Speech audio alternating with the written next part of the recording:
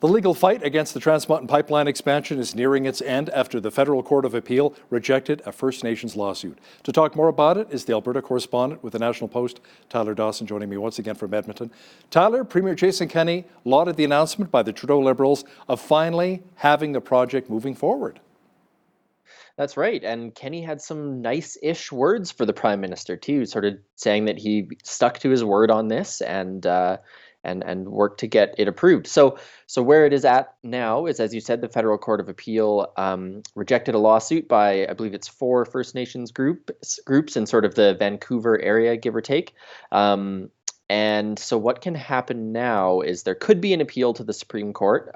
So the groups need to ask the Supreme Court for leave to appeal, and they may or may not get it. So the fight may or may not be over on this particular lawsuit, but it is the clearest indication we've had in a very long time that this is going to go ahead or can go ahead, dating back to August 2018 when there was the first rejection of this. And as everyone knows, the government went back and redid the consultations, and then it got challenged again. And so this is the conclusion of that process. So progress being made. Most sort of mainstream politicians seem to be pretty happy. Kenney is happy, Notley's happy, Trudeau's happy. Well, wait a minute. Whoa. Stop the press. Notley's happy?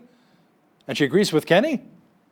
Yeah, it's a weird thing, isn't it, when you have all these politicians who are ostensibly all across the spectrum who agree. But yeah, Rachel Notley in statements yesterday saying that this is important for Alberta's economy and that it's good to see the project finally moving ahead. Now, speaking of our energy sector, Line 3 cleared its last legal hurdle in Minnesota and can now begin construction on the replacement.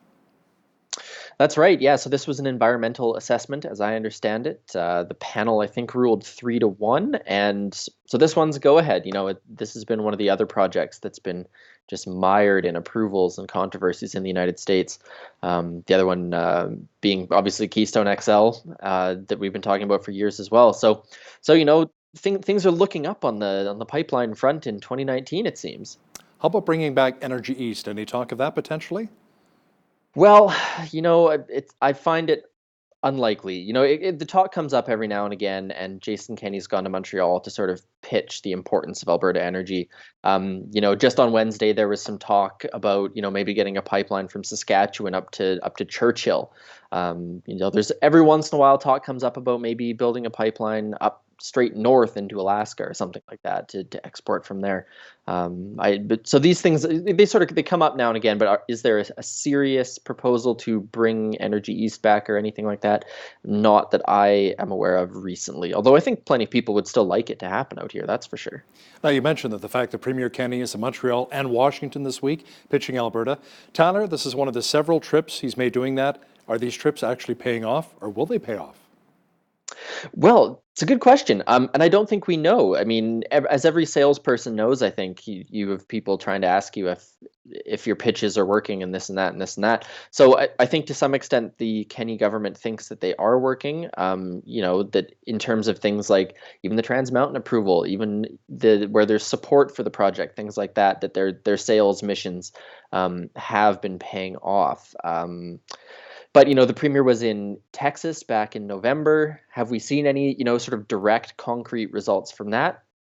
Not that I can think of off the top of my head. That doesn't mean things aren't happening, but can you draw a direct line between some of these things? I think that's a little bit harder to say. Now, when he was in Montreal, he sat down with the editorial board of the Montreal Gazette to sort of, do the hearts and minds part of this. And there was a little bit of stick with the carrot because he did sort of say that, well, you're welcome to turn down equalization payments if you don't want our energy, things like that. So there's a little bit of that. I think maybe there's some more bang for his buck to go down to Washington and be meeting with folks down there where, to go back to something like Line 3, where there are local regulators and local politicians that have some influence in these things. Tyler, the province has opened consultations on reforming local elections. Now, why are they doing this? Are they looking for more transparency and participation in school board elections that take place in March? Yeah, I had to go back and look up some of the history of this because I thought the same thing. I was like, well, what's the issue with local elections? So there was a big review back in 2018 of the local election system for school boards, for municipalities, what have you. And so what Casey Madhu, the minister in charge of this, says is that they've heard about how there's still some gaps, still some issues, weren't not perfectly specific on these things, but saying that they have heard of some of these gaps and they'd like to look into it further. And as well, part of the goal here is to increase participation. As everyone knows, participation in things like school board elections and voting for local councils is not super high, certainly not as high as everyone would like, I think. So that's what's going on with this. The panel opened on February 4th, I believe, and goes until March 4th. Handful of local politicians expressing some concern about this timeline, saying that there isn't enough time for everyone to get their thoughts in from around the province. 4 weeks isn't long enough, what have you. There may or may not be some legitimacy to that. When they had the Fair Deal panel touring the province, they had meetings all over, and this is an online panel. So maybe they should be sending people down to Lethbridge and to Ponoka and to Red Deer and all that to get feedback on this. But then again, we will have to see how many people are super passionate about local elections law reform and get involved with this thing. Alberta Health Services review was released this week. Now, it's the first time in 10 years the review by Ernst & Young spoke with 1,200 doctors, 27,000 frontline staff, and made 57 recommendations, all in the hopes of saving about $2 billion? Yeah, that's right. So big project. I think this has been one of the things that sort of politics watchers in the province have been looking at for, since the UCP emerged from the ashes of the Wild Rose and the PCs, was what are they going to do to healthcare? This was something that the NDP made a lot of hay with during the election. It's something they're, I think, doing a pretty serious job of whacking the Tories over the heads with. Now, what is going to happen to healthcare? It's consistently a pretty big issue among voters. So this review comes out, as you said, 50 odd recommendations on what to change. Now, the one that jumped out at people quite early was about hospitals and about how about 36, I think, of 83 community hospitals out in smaller centers, is my understanding of it, were not sort of operating up to snuff, really, not as good as they ought to be, not as effective, what have you. So the recommendation was, in fact, that 5 of those hospitals be closed. Now, that would have been a good day for Notley and crew in a political sense, because part of their strategy here has been saying, oh, nurses are going to get laid off, hospitals are going to close, yada yada yada. Now, Health Minister Tyler Shandro coming out and saying, nope, we are not going to close hospitals. What we might do is repurpose them in some way. What that looks like is hard to say, but it could be, say, if there was a small hospital somewhere that wasn't being fully used, they might turn part of it into a long-term care facility or a palliative care facility, something like that. So that's sort of where that stands right now. Now, some people are concerned about surgeries moving from hospitals to private facilities, calling it privatized healthcare, the first step. But other people say, well, if it frees down the line, opens the line for more people or less people to be in line, for surgeries, for MRIs, maybe it's a good thing. What are you hearing right now? And there were hints of that last month as well, that there was going to be moving some surgeries into private facilities, basically the idea of, as you said, clearing out some of the wait lists and as well maybe relieving some of the cost burden on the medical system. Now, the thing is, these will still be publicly covered. They're not removing services from the healthcare system. They're just changing where they would be done. And of course, there's been sort of private surgery in Alberta in some capacity for quite some time. Cataract surgery is the big one. So yeah, that is the plan. What specifically those medical procedures are going to be doesn't seem to be fully established, though there have been some talk of things like tubal litigation going around. So yes, that is another part of this saving money process, part of what the UCP has been sort of broadcasting they would do for quite some time. But of course, union folks and the NDP quite concerned about this, with the same attack that is sort of always used, that this is a slippery slope to American-style healthcare, and the UCP, of course, saying, no, it isn't. It's about getting better and more efficient care. Now, the government also recently announced new funding initiatives on addictions treatment. What will the money actually go towards, Tyler?